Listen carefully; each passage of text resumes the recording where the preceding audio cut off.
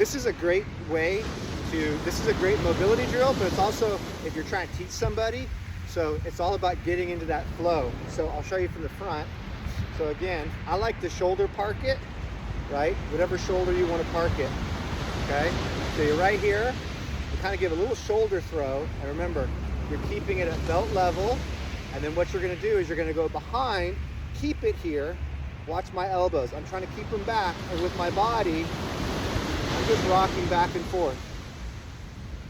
And this helps you get into that feeling of letting the bell do the work while it's behind you, because you're really only working to start it and working to stop it. Keep going. I'll show you from the back. Switch the grip. Go around, get the elbows back.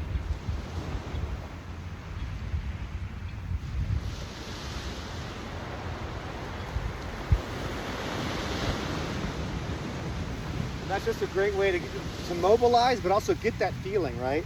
It's all about feeling that bell just rock back and forth.